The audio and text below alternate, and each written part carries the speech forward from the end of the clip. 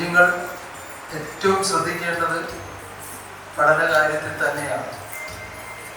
ഇപ്പോഴും ആ ഒരു ചിന്തയിലായിരിക്കണം. ആവശ്യമില്ലാത്ത കാര്യങ്ങളിലേക്ക് നിങ്ങളുടെ ശ്രദ്ധയെ വിടരുത്. മിതമായ ഭക്ഷണം കഴിച്ച് മിതമായ വ്യായാമം ചെയ്ത് ഉന്നതമായ വിദ്യ അഭ്യസിക്കുവാൻ നിങ്ങൾ പരിശീലിക്കണം.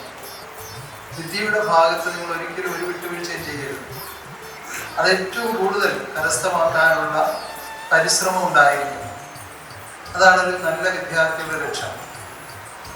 ഇപ്പോഴും അറിവിന് വേണ്ടിയുള്ള ഒരു അന്വേഷണം, പഠിക്കുന്ന വിഷയങ്ങൾ മാത്രമല്ല, ബാഹ്യലോകത്തും ആന്തരിക ലോകത്തും നടക്കുന്നതിനെ കുറിച്ചുള്ള അന്വേഷണം ഉണ്ടാകണം. അതിൽ ഇപ്പോൾ നിങ്ങൾക്ക് കഴിയുന്നത് ബാഹ്യലോകത്തെ അന്വേഷണമാണ്. ആന്തരിക ലോകത്തേക്ക് അന്വേഷിക്കാൻ ഇനിയും കുറച്ചുകൂടി നിങ്ങൾ വളർന്നെങ്കിലേ വരും.